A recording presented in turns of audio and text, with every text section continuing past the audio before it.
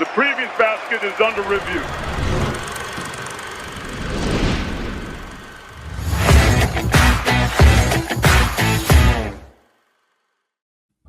Hello and welcome to Bracket Under Review, your college basketball bracketology show from Basket Under Review. My name's Lukas Harkins. I'm here joined with Eamonn, Brennan, and Rocco Miller. Fellas, guys, college hoops, how are you guys doing? Rocco, it's been a long time. It's been just a few days since we were on a show together. How are you doing? I'm good, Lucas. Great to be on with you and Eamonn. It's an exciting time. February 10th.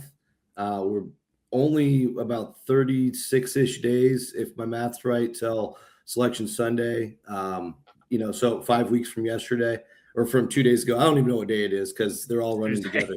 We don't sleep anymore this time of year. That's my point.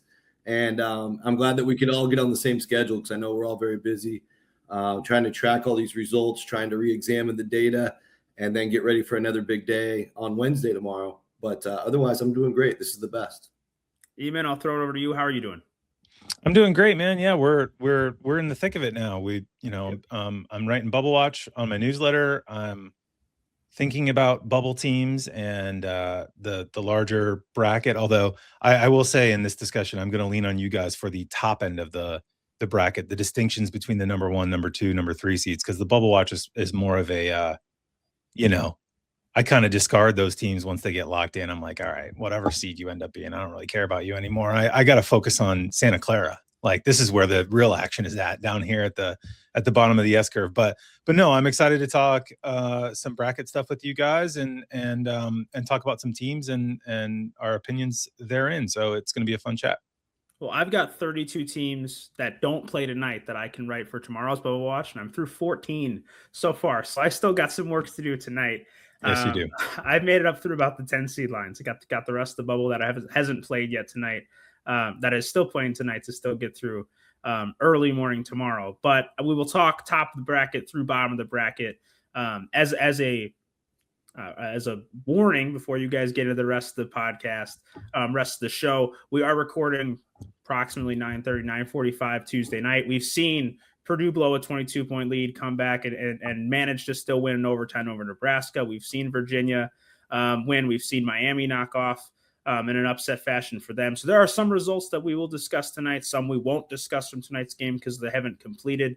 But we're midway through some stuff. But at the top of the bracket, we definitely were able to see some results already tonight with Virginia winning and also some other action going down. But sticking with the top of the bracket, you look at the absolute top 1 seeds. We've seen some shakeups the last 4 or 5 days here, at least in terms of results. We've seen Arizona lose. We've seen Duke lose. We've seen UConn lose all since Friday. For me, those were my 3 teams. Add in Duke. Those are my 4 1 seeds going into the weekend. That hasn't changed for me despite the losses from 3 of those teams. Is that the same for you guys? Rocco, I'll lead off with you. Go ahead. I was saying, Rocco, you're good to lead off. Okay, cool. No worries. So Arizona obviously takes the loss Monday night at the Fog. Really no harm, no foul. It's their first loss of the year. That's obviously a brutal place to play. Kansas hasn't lost a game in a month. And in general, it's probably good for Arizona long-term. I think it does make you look a little closer at Arizona versus Michigan. Michigan, of course, has been able to get through these last couple of weeks flawlessly, but they do have the home loss to Wisconsin, a middle-of-the-board type of team, projected anywhere from an 8 to a 10, depending on where you have them. But I think the interesting thing when you're going power versus power for these 1 seeds, you really do have to kind of look at the teams they beat first and foremost, in my opinion. And I think right now, Arizona, you got 3 headlining road wins with UConn, BYU, and UCF, all in true road games against the projected field. 2 of those teams obviously ranked pretty high in the power rankings, one of them being a fellow likely 1 seed in UConn. Then you look at what they've done on a neutral court. Of course, beating the Gators on opening night has aged phenomenally well, as the Gators have been on fire in the SEC. Probably the best team in that conference, we would agree. And then Alabama from that same league, they've beaten on a neutral court, actually in Birmingham. And they also beat UCLA and San Diego State, which isn't nothing. So all of those wins I listed are away from home, whereas Michigan, they've gone to Michigan State. That was a tremendous road win for them. but that's really only their only true road tournament level win at this point. They do have neutral court wins with Auburn, Gonzaga, San Diego State as well. But you can just see there Arizona with 7 examples of winning against tournament level competition away from home. Pretty different than just the 4 results for Michigan so far. Even when you look, I know you're more bubble than you are top, but when you look at the top of these two teams, for the last few weeks now, you've been unable to compare Michigan's loss with a loss for Arizona. They hadn't had one. So now when you look at that, Rocco obviously mentions the wins from those two teams. So when you compare those two teams and you look at, Michigan's loss being at home to, as Rocco points out, a mid-board team there in Wisconsin versus Arizona losing maybe the toughest venue to play in the country. How much does that weigh into a factor for your number one overall spot in particular between these two teams even? Yeah, I mean, I think, look, like comparing the two resumes, I think Arizona is still the clear number 1 seed here. Like Rocco mentioned the wins, but the loss at, losing at home to Wisconsin is just a completely different ball game than losing on a Monday night at Allen Fieldhouse to Kansas, a really good Kansas team. But even if it wasn't a really good Kansas team, which by Bill Self standards would be like the last couple years where they're still top 25-ish a 4 seed in Ken Palm or whatever. Yeah, you know what I mean? Like, oh God, they're a 6 seed. Like the sky is falling. But that's not this team this year. And they, as we talked about on the Basket and Review pod yesterday, like they haven't lost a game at home on a Monday night in Lawrence since 2001, since before 9/11. Like I was 4. It was before I was, yeah. Well, how old was I? I was a sophomore in high school. Yeah, like it's been a long time. And so like, again, even if that wasn't a good Kansas team, which I think it is, whatever we want to talk about with Darren Peterson and his availability or lack thereof, like you just kind of write it off. You know what I mean? Like nobody ever wins there in these situations on short rest with Arizona, especially with Arizona's travel. If you were comparing these two teams and trying to seed them right now in the bracket, who's going to be the number 1 overall seed? The UConn win, the Florida win, huge. The at BYU, neutral Alabama, like all of this stuff is really good, high level stuff. And then the home loss to Michigan the Michigan's home loss to Wisconsin, to me, is kind of like a clear delineation between these two teams, even before you get to whether Michigan's level of wins at the very high end stacks up to Arizona's. I think Arizona's obviously still the number 1 seed here. Yeah, I still have Arizona as my number 1 overall seed, followed by Michigan. I've still gone with Duke as my number 3 overall. I've gone with UConn's hanging on to 4th overall too. Are you guys kind of in the same boat there with those 4 teams in that order? I sure am. Yeah, I think Duke's clearly above UConn, despite the loss at North Carolina. They've lost a neutral court game by 1 point to Texas Tech, but I think UConn's on shakier ground mainly because of the performance numbers, just averaging around 8th or 9th in the country. Certainly nothing wrong with that. They're still very good, and the wins really keep UConn as a 1 seed. They've won in the Fog, the place we just belabored. They didn't do it on a Monday, but they did win there. And they also beat Illinois, which has aged extremely well. They have the Florida Gator win in the Jimmy V Classic. And, of course, they beat BYU up in Boston. And so those wins were really critical for obvious reasons. The Big East is really down, and they don't get a ton of opportunities in Lucas's favorite league. But they do have a good enough resume for right now to be the 4th best choice. But I would say as we go forward, there are some teams right below them that could pass them because they will have more opportunities. Hey, whether or not it still will be by Thursday, we don't know. But for now, UConn at Butler is still a quadrant 1 opportunity tomorrow night for UConn. So maybe this is just asking who your 5th overall team is right now. But if this is Selection Sunday and you're surprised one of these teams isn't a 1 seed, presumably UConn, but let's say one of them isn't, who would be for you right now? Let's start with Eamonn. Oof, I was just thinking about this because I was trying to think about UConn, and I feel like given the quality of schedule down the stretch and the level of teams just below them, and I say this as I'm watching Illinois right now, Wagler 30 points on 11 of 20 here with a few minutes left to play against Wisconsin. I think if I had to pick, probably Iowa State, because I really like that team, and I'm going to pull up their schedule right now just to sanity check Loaded it. with opportunities. They got great home chances against really good teams left. They're playing Kansas and Houston at home in the next 10 days here, in the next 6 days, really. They've got Kansas on Valentine's Day, Houston at home 2 days later. That's like, those are 2 wins that you can, if Iowa State wins both of those games, I would be shocked if they didn't surpass UConn. Even if UConn keeps winning, doesn't lose a game. You know what I mean? Like, I just feel like those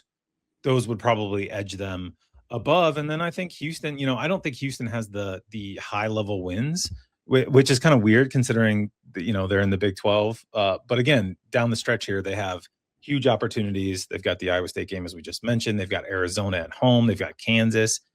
There's chances there for them to build out a resume kind of befitting of where their numbers are predictive metrics wise. And I think what everyone kind of thinks about Houston as a national title contender. Yeah. So for me right now, Houston's my number 5 overall right now, but I do lean with you that Iowa State, I think, has the best potential path to get to that 1 seed line with the opportunities they have. Not just the opportunities they have, but just how well they play at home in the first place. Hilton's such a tough place to play, and the opportunities they have if they follow suit on what they've done at home throughout the past several seasons against those kind of opportunities, that they'll be able to make that rise. Rocco, I think we talked about this a couple weeks ago when you leaned to Illinois at the time. Where is that still a feeling you have about the team you feel most likely to get up to that line? And is there a difference between who you have there right now as your 5th overall team and who you think has the best chance to get into the top 4 by mid-March? I do like Illinois big picture. Of course, since that conversation, they took a 4th loss.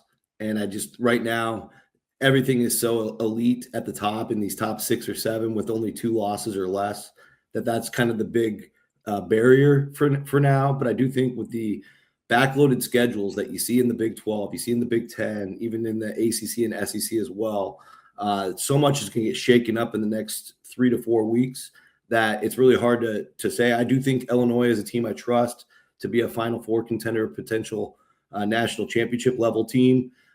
So I don't want to discourage the Illini in any shape or form, but for bracketology, it's going to take them a few weeks to have the door open again to get there.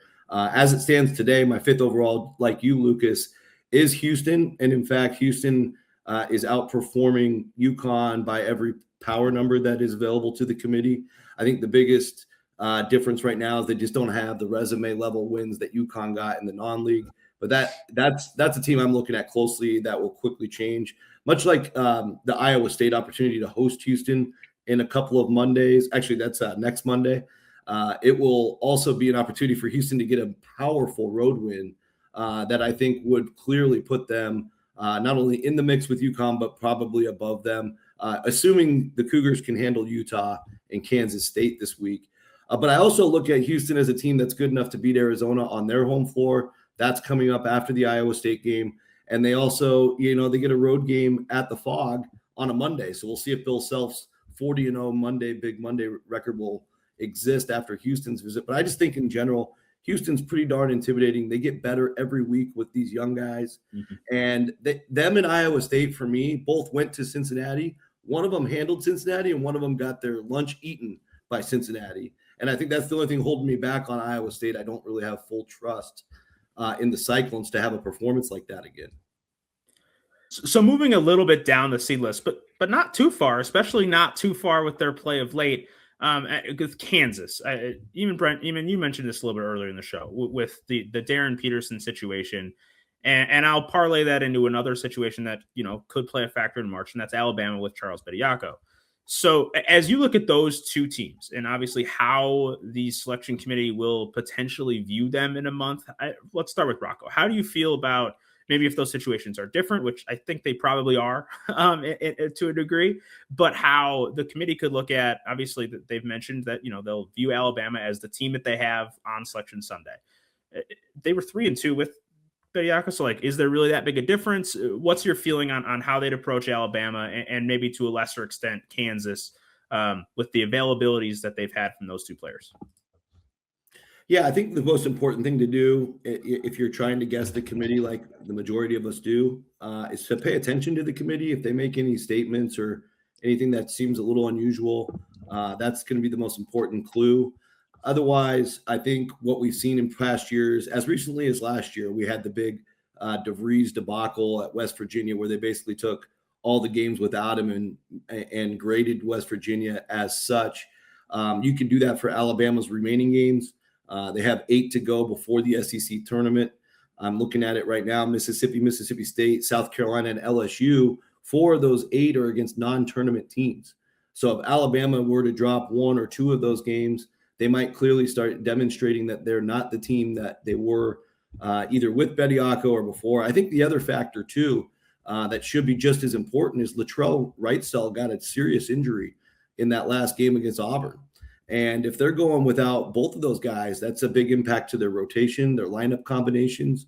And I think, whether it's Bediako related or both, you just want to examine them in their next 8. If they go 6-2 or something and beat a couple tournament teams, they beat all 4 of those non-tournament teams, I think they're going to land right about where we have them, which I think would be a 4 seed for me right now. But otherwise, yeah, pay attention to the committee. And I think these last 8 performances will have a little bit of an extra microscope.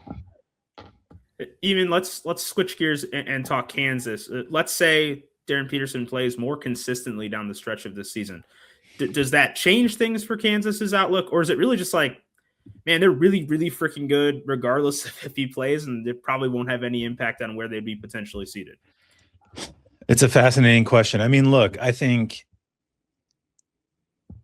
Kansas has established its own sort of floor, regardless of what happens with Peterson, both on the court and in terms of their resume, right? Like they've played good basketball from the start of the season up until, throughout the season and sort of peaking on Monday night against Arizona without Darren Peterson. They've been very good as a baseline throughout the year, whether or not he plays. Now, this is not the sort of thing the committee gets into, but you look at their best lineups and he's in their best 5. If you go to evanmiad.com and look at sort of his lineup grades, Kansas doesn't have a lineup in the top 10. Their highest ranked lineup, I think, is like 25th or 26th, and he's in the mix. So, I mean, look, he's probably going to be the number 1 overall pick. He's a super important player. I think what we're likely to see come the final, the final week before Selection Sunday is the kind of thing that coaches used to do around injuries a lot, and maybe still do. Although I don't think we've had a recent example that really comes to mind. But letting the public statements, oh yeah, he's good to play, he's going to play, or him just playing in the Big 12 tournament for 30 minutes a night will be indication enough maybe for them that, okay, we need to evaluate Kansas with Darren Peterson in the lineup. But again, it's a little bit like the Bediako thing where there isn't this huge gulf between how they are with him and without him in terms of results, right? It's not like he got injured for 8 games, like Darren Peterson or Bediako or whatever. Like this player was injured for 8 games. They went 1-7, and then the player came back and they're not back great to losing 4 straight without Kalkbrenner. Exactly. It's not Robbie Hummel getting hurt. There's that tells you my age, but it's not Robbie Hummel getting hurt right before the tournament starts. And the committee's kind of like, well, he's your best player, so we kind of have to downgrade you a little bit, even if we don't have the results to prove it. I mean, there's not a huge results-based gap between Kansas with Peterson and without him. So I don't know that it's going to make a whole lot of difference. And I don't think it's going to make a whole lot of difference for Alabama. Like we mentioned, they were 3-2 with Bediako. They will, I think, probably grade, Alabama's performance and resume as though Bediako was injured to start the season, played 5 games, and then got hurt again. Right. It's not like they're going to punish Alabama in some weird way that I'm sure Alabama fans assume they will, or at least the more diehard ones. But what do you suppose? Like, what major conclusions can you draw? They were a little bit better with Charles Bediako, probably, but we didn't get to see it play out, and you just kind of like it all goes into the mix at that point. Now we can spread across the seed list here. We can go through 1 seeds down to bubble, down to auto bids if you want to. But what I'd like to spread out to you guys, I'll ask you guys. I'll lead off, but then I'll ask you guys what resume you think you have the hardest time analyzing right now, and we can kind of pick apart maybe why that is and where you guys feel about those teams. And for me, I'm having a really hard time with St. Mary's. Without having a quadrant 1 win at this point in the season, that their best win by WAB standards is winning on the road at Davidson, who's nowhere near the at-large board. But top 40 metrics across the board doesn't just say tournament team. It probably says single-digit seed most of the time. But when you don't have that kind of win, and their only chances to get a quad 1 win are either their neutral site win over Virginia Tech jumping into the top 50, or they beat Gonzaga in either their last or second to last game of the season. I don't remember what the order is, but they finished with Santa Clara and Gonzaga at home. So that's their last 2 games. They have 6 left. Even if they win the next 4, I don't think my feeling on them really changes, because they'd still not pick up a quad 1 win. They wouldn't really improve any quality wins along the way. They'd still come down to 2 really important home games. Right now I have them as a 10 seed. Rocco, what do you feel about where St. Mary's is at? Yeah, I guess I'm more comfortable because I live near them and I see them play a lot. I've seen them 3 times this year so far, and I'm sure I'll be at those games at the end, those big ones. But they're freaking huge and good. They're basically the Illinois of the WCC, just couple monsters, 7-footers. And if they would have had the kind of schedule they planned, they would have had more opportunities. They did. They do schedule a very unique way, which gave them opportunities to play some of the best mid-majors on paper at home, playing Florida Atlantic, Northern Iowa, Arkansas State, Ohio, Chattanooga, and St. Thomas. Those are all strategic, and North Texas. Those are all strategic based on history and forecasts to give them a strong schedule. None of them landed really where they wanted to, close to quad 1, but I think all of those add up to something. I think that helps their net. It's kind of baked in a little bit. And I think what it says is to not have any slip-ups with all those chances to lose. I think it gives them an abundance of quad 3 wins. And overall, you watch them play and you're just yeah, of course, it's just another great St. Mary's team under Randy Bennett. They just don't have the big result yet to show up, but it doesn't mean it's not coming. The Gonzaga game at home on the last day, it is the last day of the season. I typically cover that game. It's going to be a madhouse. They'll tailgate all day. I would expect them to win that game, but we'll see how it all shakes out. The good news for the WCC too, Lucas and Eamonn, is all of the results are in the kitty by the time the committee commences, because they play their championship game Tuesday night. So they'll have another Gonzaga result if they play for the 5th consecutive championship game. If Santa Clara can mix it up and get in the mix instead, we'll have to reassess. But I always squad 1 game on neutral floor. It is, yeah. So these resumes always get a nice little boost in those last 2 days when they get to the semis and finals. So we'll see how that shakes out. I always kind of keep them on hold and not feel the pressure as much. I think with St. Mary's, that's St. Louis. That's the one where I'm struggling a little bit because, first of all, I love watching them play. They're beautiful to watch when they run the Billiken offense. It's poetry in motion. I got to see them at the Arch Barron Cup, that rowdy Friday night. What a game to be at! And unfortunately, we're here today, and because of some of their own fault, some of not their fault, they didn't play the right teams in the non-conference. They do have a Santa Clara win. They have a miraculous loss, keeping them from being 24-0 right now. But they're effectively there's part of the committee room that can argue this should be an undefeated team because of the way they lost to Stanford. And they've been so dominant in so many of their performances. You can see where the power numbers are really going to dictate where they're seated, I think. They keep floating between a 6 and 7 for me. And they're really, even that game at George Mason we had been talking about at the end of the year, that's slowly losing its luster. George Mason lost again here as we record this to a bad Richmond team. And so really it's that VCU home game. And I think there's just going to be a lot of empty calories when you try to do the traditional bracketology on St. Louis. And you really, there's going to be a lot of human opinion determining where they land. Eamonn, any big thoughts on the Gales or Billikens, or a team that you're really having a hard time with right now?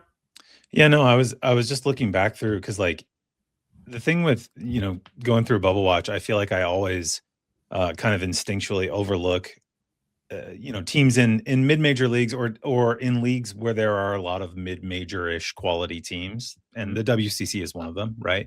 Yeah. Where you just sort of are like, yeah, those games at home at the end of the year against Santa Clara and Gonzaga, that's massive. You got to get one of those or maybe two of them, whatever. But they also need to not lose, right, in the next to any of the teams that they're playing in the next couple of weeks. And I was looking back through the past few years, and I actually can't find too many examples of St. Mary's losing to your Pepperdines, your Pacifics, your Seattles, your Washington States. Most of the time they've kind of improved for like the last 3 years. It seems like they've been like a projected 8 or 9 seed, and then their power numbers just continue to grow in WCC play, because not just winning those games, they've really taken advantage of the opportunities to boost the metrics. That hasn't really been the case this season, but they're still in pretty strong shape there. Yeah, for sure. So I was looking back, like, does St. Mary's actually, I don't remember them losing any of these games. They don't really lose those games. And in fact, they typically win by like 20. And you're right, their numbers get better as they go along. And then the WCC tournament happens and they play one game, and Gonzaga plays one game in their weird tournament setup, and then they meet in the title game. But the resume, I wouldn't say I'm struggling with it so much, because I think they're undefeated, and they're the only undefeated team in the country. And I think if the bracket was made right this second, they would easily get in the field. I think it'd be, insane for the committee to leave them out. But, Miami of Ohio is the most interesting team at large candidate that we've had in a long time. Right? Because their predictive metrics are poor, not poor, but they're sub-bubble by a ways. 100% by a significant margin. Like 20 spots. 80s, 90s.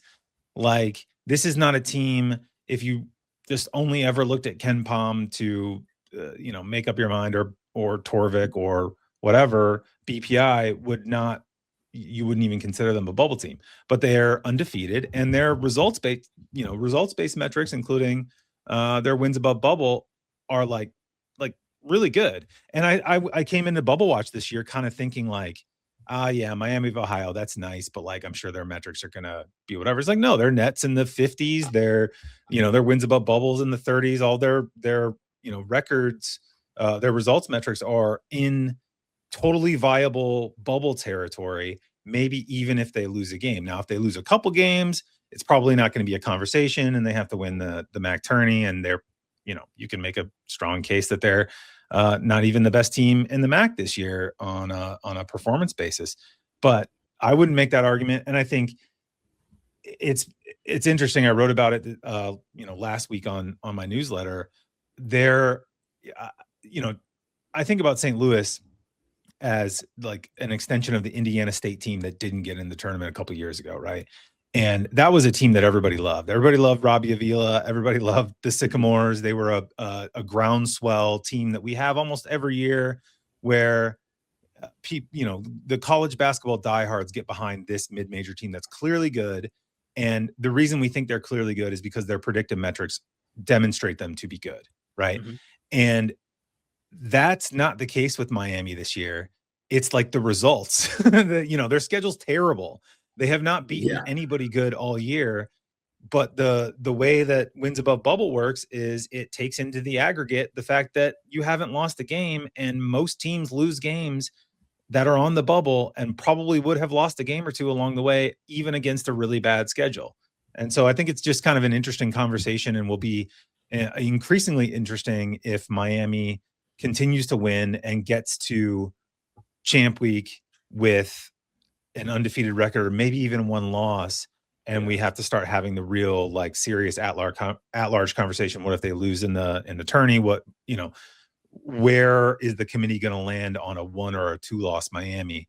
Right now, they'd be in the field, I think, without question. But that conversation is going to be interesting if and when they lose. Yeah, I think right now, and I've made this point relatively recently as well, and that's, right now, their resume metrics, that's, wins above bubble, KPI, and strength of record, are above bubble. Like, they're better than the bubble teams. They're averaging 36. Most of my bubble teams right now in resumes are mid-low 40s. They're above those teams at a 36 average, and that includes being 50th in KPI. Like they're wins above bubble is like the 45th-ish best team. Like that's how the metric cuts off for. It should be 43 or so. Yeah, somewhere in there, right? So like, yeah, that makes sense. So like right now, I agree. Like they like if they were an at-large team today, which they wouldn't be, like without a loss, you can't be an at-large team. Like it's impossible. It's impossible to be an undefeated at-large team. So like you have to assume they will lose a game to make an at-large point, and to be an at-large in the at-large pool, they'd have to have lost a game. So would the resume metrics still be 36 with a loss? Would they be 48 with a loss? Would they be 42? Like it's a whole jumbled mess of what will happen. I think Rocco and I have talked about this recently on a different show, in that like I think a 1-loss Miami would get in the field. I think a 2-loss Miami might. I think a 3-loss Miami doesn't. Right. But like it's 3-loss Miami is Belmont. Sure. That's, I mean, it's with a worse schedule. Like, yes. I mean, Miami, Ohio's played, I think last I checked, it was 364th in non-conference strength of schedule. And that doesn't account for playing 3 non-D1s. Those games aren't calculated into non-conference strength of schedule. And that's not net non-conference strength of schedules, only against D1 opponents.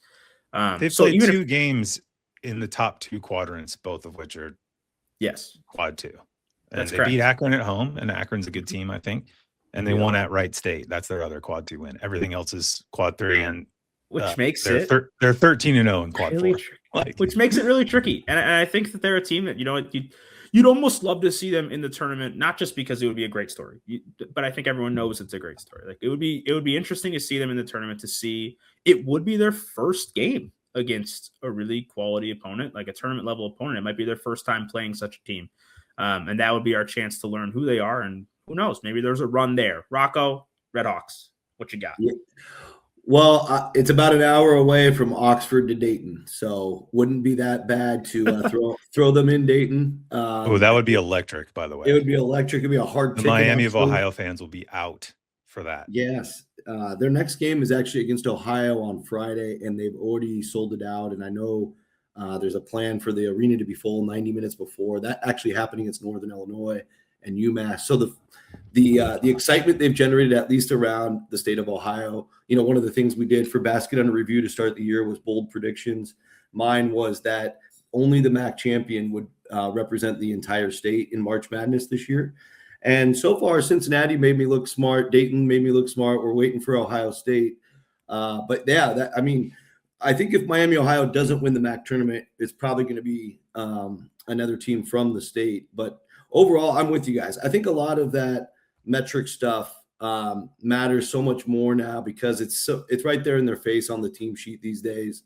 And I also think it's impossible to compare Miami, Ohio data, as you've done a great job saying, with the worst non-conference schedule you can find in a bubble hopeful, on top of the fact that they don't have any comparable results really to even like a WCC or Atlantic 10 level, let alone Power 5 teams with a ton of losses, but also organically some good wins. So the only really way you can try to settle the score is, are they in that same range of rankings as like Missouri and Oklahoma State and California and those types of teams we're looking at right now? So, well, it's a wait and see, but like, I think Eamonn did a good job summarizing it, because we see this, maybe not the perfect record every year. We see some contenders, and then eventually by like late February, I remember Stephen F. Austin one year, Coastal Carolina, way back when, they eventually just play their way out of it, and we don't have to worry about it anymore. So I'm just enjoying the experience. Yeah. And just to jump in, typically those teams do the thing that every team in the country does, which is lose a couple road games in their conference. You know what I mean? Like your random team from the Valley, like Northern Iowa is an at-large candidate, and then in February they take a loss or two on the road, because that's how the league works. It's a tough league. You know what I mean? Like it's just hard to win on the road in these places unless you're just a really super elite team, and you get teams that have typically like top 30 KenPom performance metrics, where everyone is like, this team's good, put them in the tournament. It's not their fault they don't get the quad 1 opportunities. No one will schedule them. And, so what if they lost a couple games down the stretch, and that team typically doesn't get in the tournament? And Miami is kind of like an inversion of that conversation where like their predictive metrics are not good, and they are kind of like I've seen people, as I wrote about again, like, doing this sort of like, screw this stat stuff, screw the metrics, like they're undefeated, they're blah, blah, blah. And I can see that becoming a conversation if they have, one loss or whatever getting to Selection Sunday. Meanwhile, the record metrics are sitting right there for these people if they cared to do, a little bit of understanding of the alphabet soup stuff. They're right there, and they're the best argument that you have, right? It's just like, do we think Oklahoma State would be undefeated against Miami's schedule? I don't think so. I think they'd probably lose one. Gonzaga just lost to Portland. It's really hard to be undefeated, and you deserve credit for, which is why wins above bubble is such a good metric. And you have the NCAA being very explicit now about, yes, wins above bubble is important to us. And like David Warlock is tweeting, like, broadcasters, please talk about this more. Like, this is important. You guys need to disseminate it to your audiences that this is something that we're looking at as, equal to probably, even surpassing the net at this point in terms of what they're paying attention to based on how they've bracketed the last couple tournaments and all of the sort of mood music coming from Indianapolis. So it's again, Miami, I wouldn't say struggling because they're undefeated. They're going to get in the tournament if it was done today, but will be a fascinating conversation if they drop a game or maybe even two before we get to the conference tournament. So we've talked team names. Let's hide those for a second. Let's dive into some blind resumes. Rocco, when you look at teams of these types of resume, how do you differentiate where you want to put them, especially with teams like this where you've already selected them for the field? How do you adjust for their seeding? Yeah, good question. I mean, just looking at the numbers, this seems to be somewhere in that, like you said, 3 to 7 range. I'd say probably 5 to 7 range, maybe 4. And then they're all 5 seeds for me, for what it's worth. Okay, there you go. Yeah, right in that range. So I don't know who any of these teams are, but they all look like 5 seeds. There you go. I mean, it's the resumes all right there. The resume is a little bit more important to me, even at the 5 seed, especially after what we learned last year. They put Memphis as a 5 seed. I think that surprised a lot of people. And the biggest argument Memphis had was their resume. They had about 5 wins against the field in non-league play before winning the American eventually. A lot of people hated their KenPom and net and all that. I think it was in the 40s. One of them had them in the high 40s, and they still got a 5 seed. So I still think in this part of the seeding process, resume carries the day for the committee, typically in the voting. But again, it gets tricky because some of the teams, once you get down to 6, 7, 8, it can flip more to power numbers. I think what you have to do going through the exercise is you stack. Show me the best wins for team A and the best wins for team B. We can't see this on the graphic here.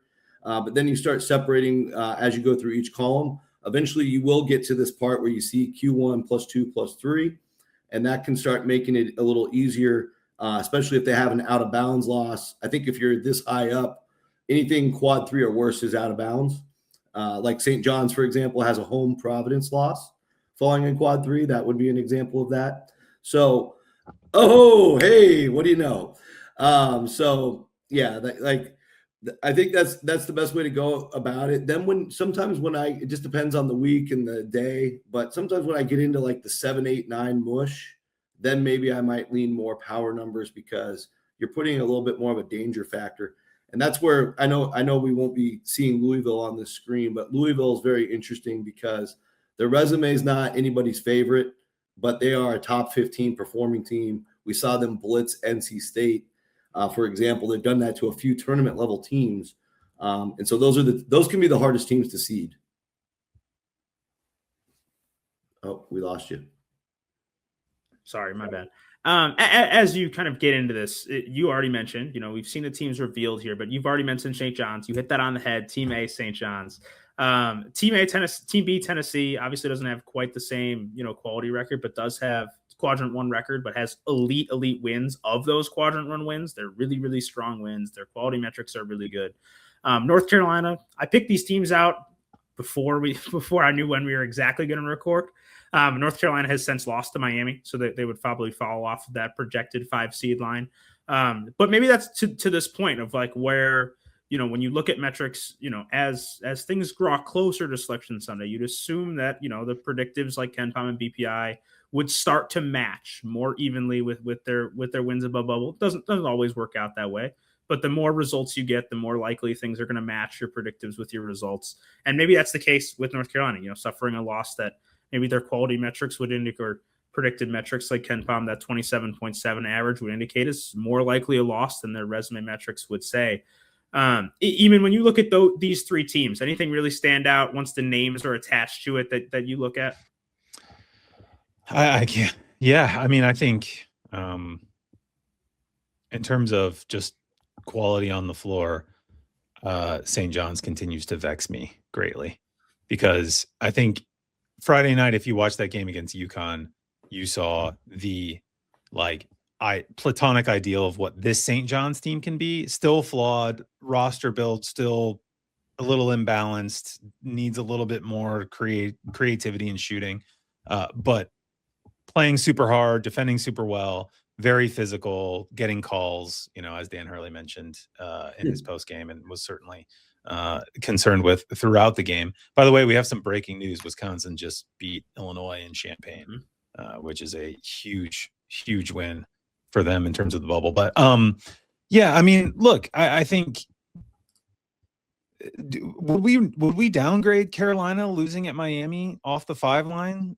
Just like, I feel like Miami's kind of a good team. In fact, I feel like Miami is Miami's first win over a tournament team, isn't it? Is it really?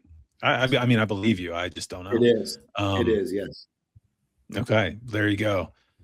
I like Miami. I've liked them all year. Maybe it's just a kind of pleasant surprise. Hey, metrics like them better than their results do. I mean, yeah, no, I mean, they are.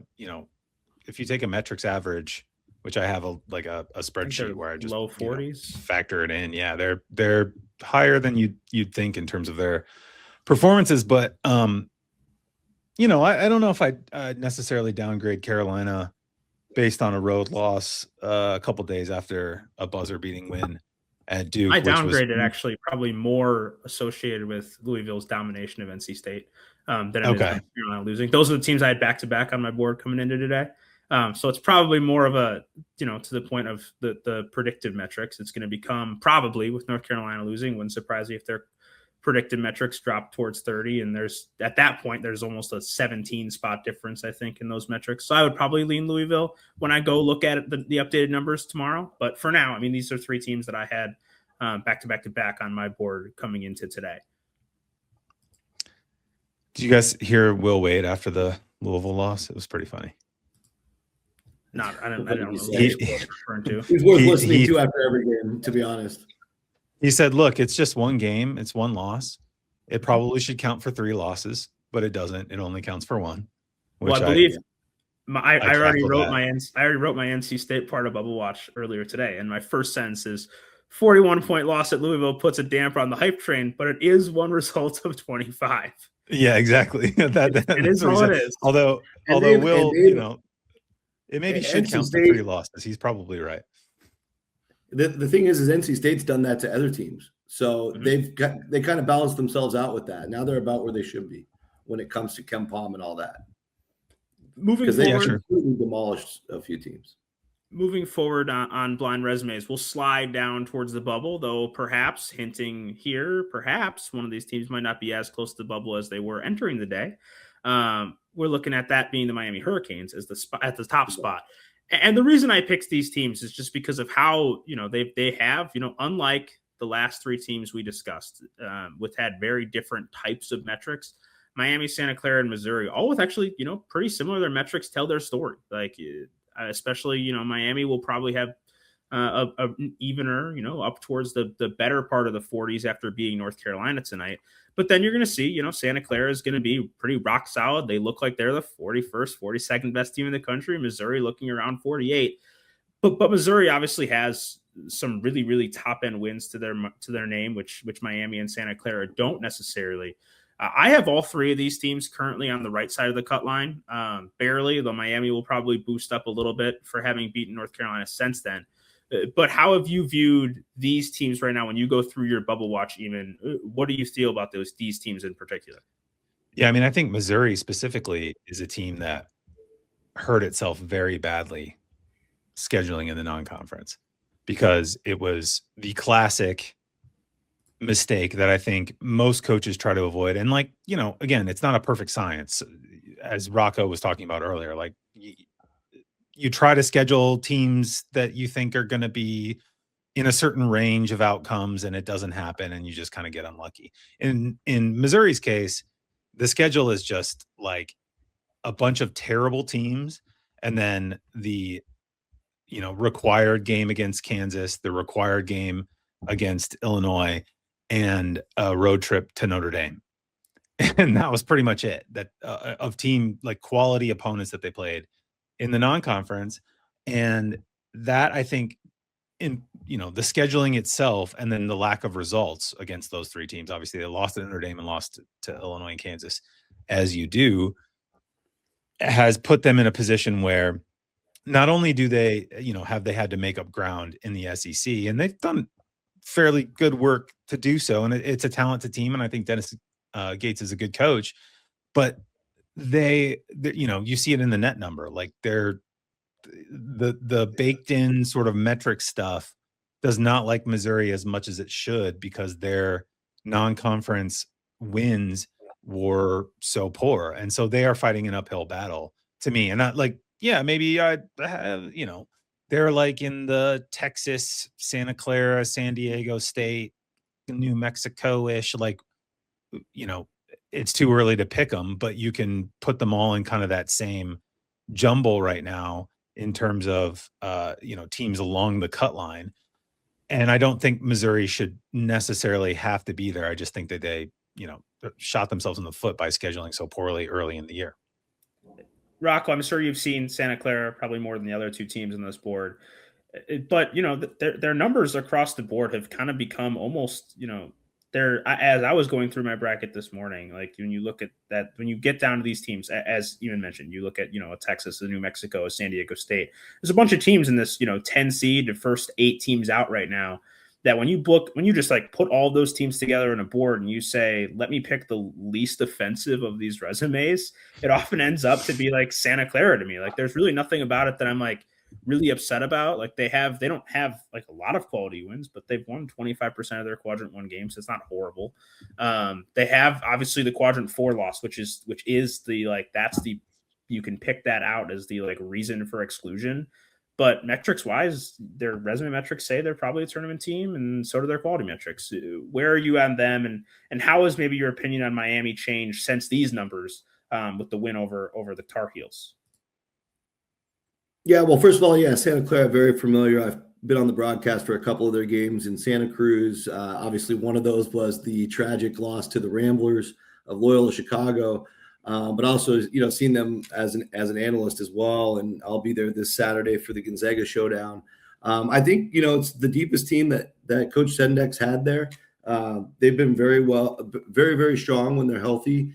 I think the New Mexico 27-point loss. It should always be noted that Jake Ensminger was not healthy or available.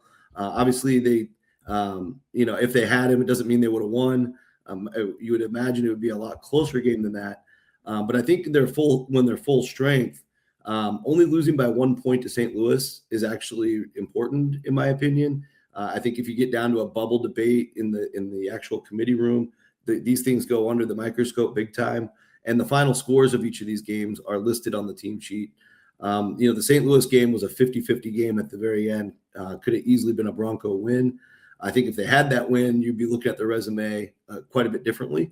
The thing that really impresses me too is I know that the WCC schedule is backloaded a little bit here to play St. Mary's on the road and Gonzaga at home, but they have already played them each once. They'll have to play the rival San Francisco on the road as well. You can't overlook that game. The Dons still have some talent, but I think a 12-1 start, it's the best start in school history since Steve Nash's team in 1994-95, who also started 12-1. That's a compelling thing in their story with a St. Mary's win mixed in. I think overall, like I'm at the end of the evaluation, I'm where you are. Good side of the bubble for today, but obviously another slip up, you can start picking them apart pretty easily.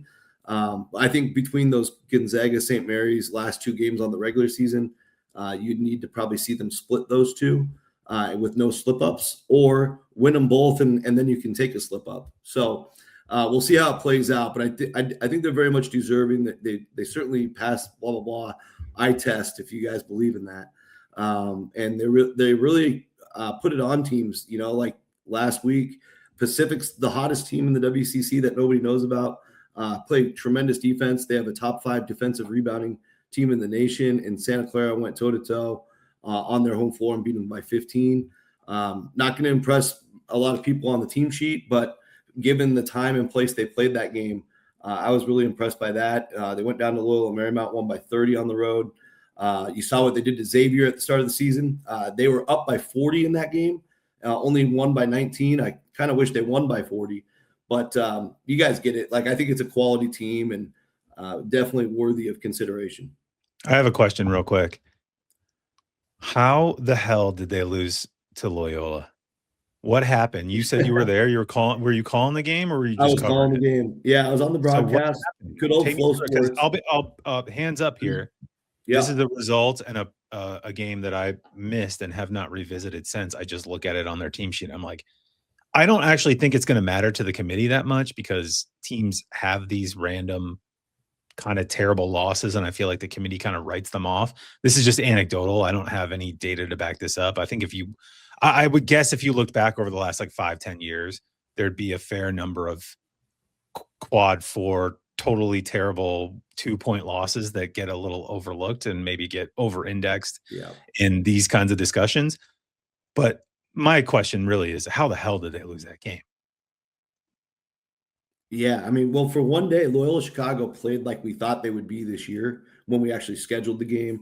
Loyola Chicago is a team somewhere in the neighborhood of $3 to $5 million in NIL. It's not like they're playing against Chicago State. And they've been dealing with injuries at Loyola Chicago throughout the year. This particular day, Justin Moore played one of his first games back from injury. Cade Dotson had a great game. Xavier Amos is a guy they've missed a lot throughout the year. He was really effective defensively. Miles Rubin. I mean, so they actually had their full team. Justin Moore hit a critical shot late to break the 78-all tie.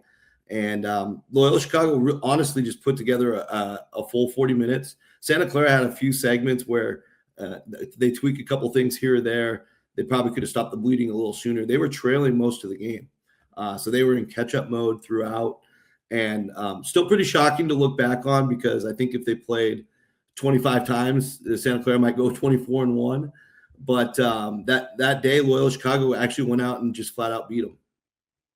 I'm just looking at Loyola's like results now. Like, I can't believe this. Like, this is ludicrous. Their losses are unbelievable. Yeah. I mean, what is going on? Anyway, continue. Sorry, Lucas. I just had to jump in there because I've been staring at that result, looking at Santa Clara for Bubble Watch, and just kind of like writing it off. This is actually the first time I've interrogated it.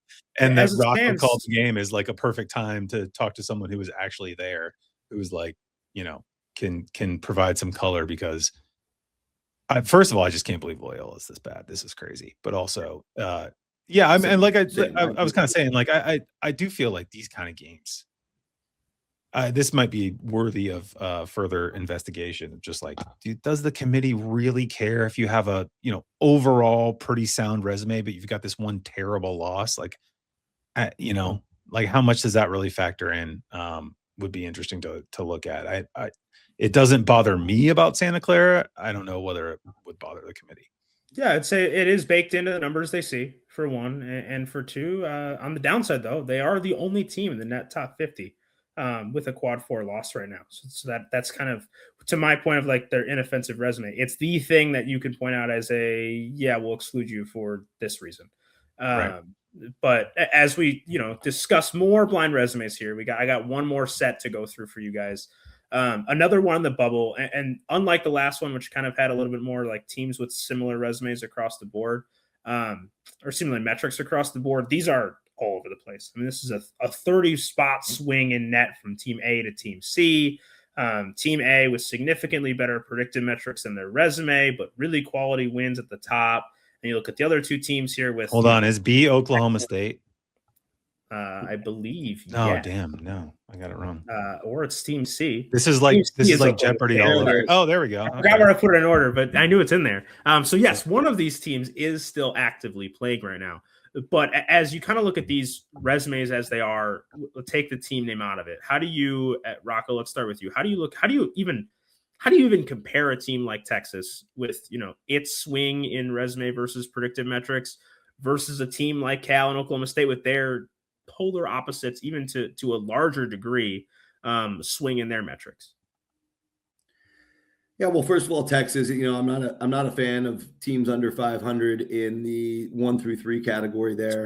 It's why I have the metric on the board for you, Rocco. I know. You're just giving me bait so I can just go crazy about it.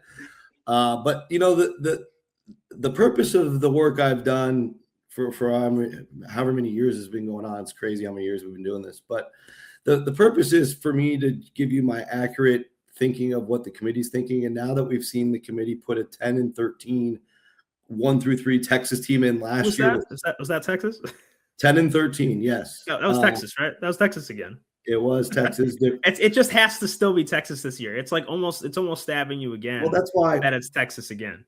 It is. Well, and the thing I'll say about this year's team, they have a better win already than anything they did last year. The win at Alabama this year is impressive. I like that they thumped Vanderbilt, they thumped Georgia.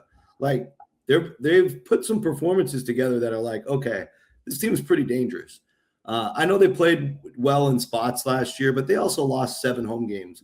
I would have to do some deep diving, but I'm pretty confident they're the only at-large team in history to have 7 home losses. That's 7 nights where fans are driving home in their car, pissed off, wanting the coach fired. And by the way, he did get fired. But Trey Johnson was good though. Trey Johnson was good. Yeah, good enough to watch. I feel like that was someone in the committee just had to be like, yeah, but Trey Johnson's good though.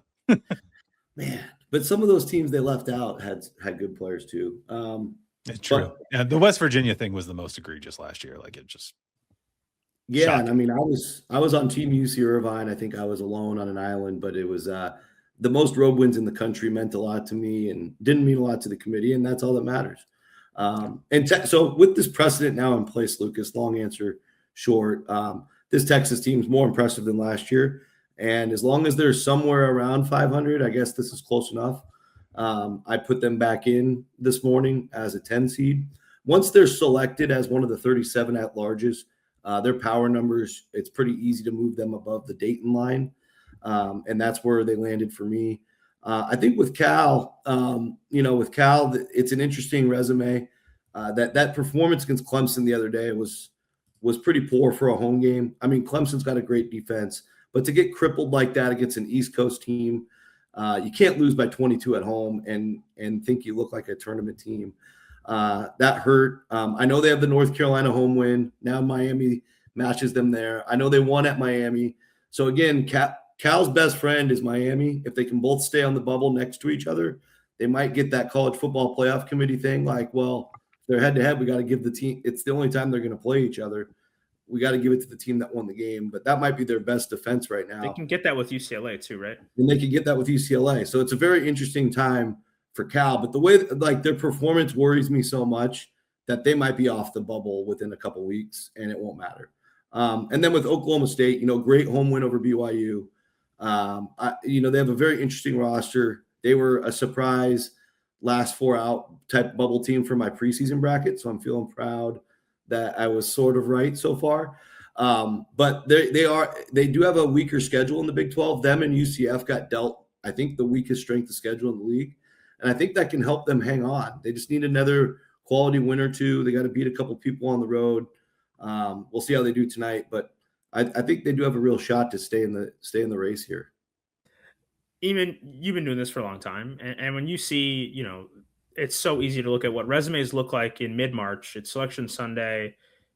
There's a lot of bracketologists who, appear the last couple weeks of the season, and they don't really see how resumes change from a January to now a mid-February to March. in particular with Cal and Oklahoma State, and maybe Texas to a lesser degree, but in particular with Cal and Oklahoma State, how much of this do you feel is this margin is so different between their predictives and resumes that actually it's barely worth talking about right now. It'll solve itself in a month.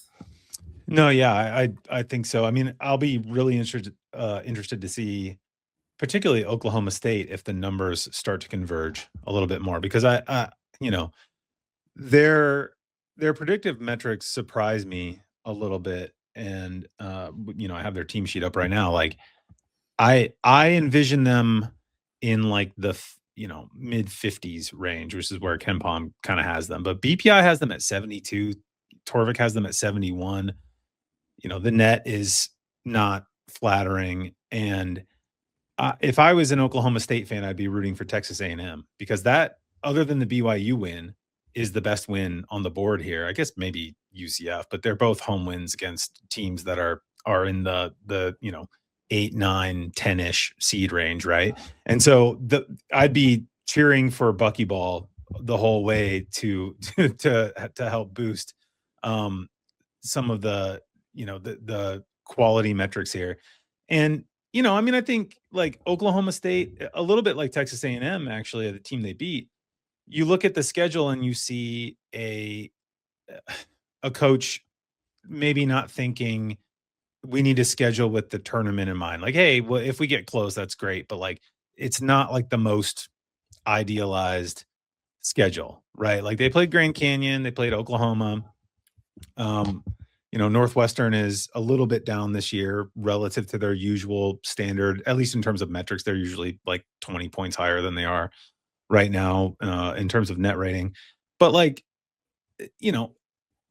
did anyone expect Oklahoma State to be in the bubble conversation coming into this season? I certainly didn't. I thought they would be interesting, and they were interesting last year, but in the sort of building towards larger things, despite the talent that Steve Lutz has brought in. So yeah, I'm interested to see how these numbers converge. In terms of Cal, I agree with Rocco that like the performance stuff is the most troubling thing. Like, whatever you want to say about their resume, it's a little bit like Stanford. Stanford is not on the bubble right now. I still have them on Bubble Watch just because like I feel like I couldn't take them off this week. I felt bad because I want them to do well, and I think Kyle Smith's an awesome coach, and he consistently overachieves it's the injury, with rosters that are not as good as a lot of his sort of conference competition. But Cal, like I mentioned this in the Bubble Watch. Like, Mick Cronin talked about this earlier this week, where someone asked him, like a reporter asked him, oh, did you see whatever, blah blah blah, where you guys are in the tournament, do you look at bracket matrix? And he was like, no, I look at baselineoutofbounds.com to try and figure out how I can get a bucket. And it's a joke, but that's actually like a good attitude. You have coaches sometimes reach out and be like, hey, what do you think about this? What's the scenario with this? And it's just like, dude, I'm happily, like, I'll explain whatever I think, but you just got to win basketball games.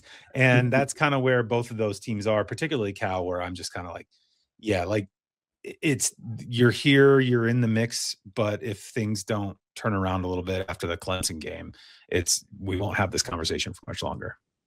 An interesting thing I'll add on these three resumes in particular is, you look at the non-conference strength of schedule of these three teams. Texas is the only one who's actually 50% of their wins are in quadrant 4. The other two have more of their wins outside of quadrant 4 than Texas does. Well, Texas has, the stronger non-conference strength of schedule. And the thing I'll close on, not just for this blind resume, but for, the whole show here, is when you get down to the bubble of non-conference strength of schedule. You saw in that last blind resume teams, sub 280, two of those three teams in non-conference strength of schedule rating. Rocco or even either, whichever one wants to go, is there like a range cutoff where you're like, ooh, this is a really problematic ranking for non-conference strength of schedule? Go ahead, Rocco. Historically it's been 300 plus. And then we've seen a few tweaks the last few years. Drake in the COVID year had a 306, but they got an exception because of the COVID schedule. They didn't really have the opportunities to play out of conference. Plus the data was all screwed up because I think that year you only played like 5 or 6 non-league games. Some teams didn't play any. So that was Exhibit A, and it's a mid-major team, so it's a different example. But the ACC's been is the perfect league to talk about for this, because there was a 3-year stretch in a row where one year it was Pitt, one year it was Clemson, and another year it was Wake Forest, that were all in that 330 to 345 range, and none of them got in. And I got into it a little bit over text with Steve Forbes that Wake Forest year, and I just said, hey man, listen, I love you. Like, I think you're the most entertaining coach in America. It's nothing personal, but this is just what the committee is going to do. And and so until Bubba Cunningham came and saved the day last year, and he did help get Virginia in the year before that, there's a precedent there for that 330 plus level. And with Cal being in the ACC, I mean, the thing is they can still get in with that, because so much of the non-conference strength is baked into numbers now, a little bit more than they used to be, in terms of your net. Your wins above bubble is all about your opponents you play and how another team would do against that schedule. So that's factored in as well. I don't like the fact also that they use this net non-conference strength schedule. Maybe I'm old school, because I feel like the RPI did a better job of that. Like, you look at like Missouri being 203 right now. Missouri went out and bought 9 bad teams, like on purpose. I help with scheduling, and these teams fight for the worst teams in the country, and they pay good money for the worst teams in the country, because they know, like in Missouri's example, Eamonn hit it perfectly. Illinois, Kansas were baked in. They also played Minnesota and Notre Dame, and they bought 9 terrible teams. They knew the formula would mix to like around 200. In the RPI, you can't do that. You look at RPI, Missouri would be 290-ish. So anyway, those things bother me, but there are a lot of advanced analytics in the offseason that help these coaches make those decisions. So none of it is an accident. But I think when it's conference strength of schedule for Missouri is 344. Exactly. Like, let's use that, anything but allowing teams to buy the worst teams in the country to, win games by 50 points, because the net's going to put an expectation on every result. So if the net expects you to win by 35, you win by 50. You guys track it every day. You're going to go. They only beat Southeast Missouri by 5. That's why their net's so bad. Yeah. The SEMO I just game. Cracked the case. They shouldn't have bought SEMO. That was our guy was Almodovar with the dunk from this past weekend. Right down the street. Must have given them hell. Went to high school down the street from me. Really? Did he really? Yeah. Love it. Well, let's close it on that. Rocco, Eamonn, any other thoughts before we end episode 1 of Bracket Under Review for us?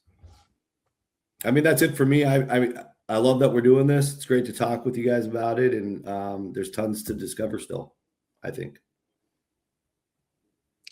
Yeah, I'm super excited to go through this process with you guys. It's always fun every year. It's a great sort of like spiritual countdown to the tournament that I really love. I love getting into the nitty-gritty. And I'll be really interested to see if Rocco's prediction about the Ohio teams comes true, because I'm looking at Ohio State right now and I'm thinking maybe a bit like the Cal discussion we just had. We might be trending in that direction somewhat soon, but someone else has to take their place, and I don't think it's going to be Seton Hall. I don't know who it's going to be, but we'll find out, and it's going to be fun to go along. Well, I gave serious consideration to Ohio State being among the blind resumes this week. Maybe next time we do a podcast, they'll be in there. But until then, I'm Lukas Harkins. Thanks as always to Rocco for joining me. Thanks to Eamonn for joining me for the first time today. Appreciate you guys taking the time. And this was Bracket Under Review.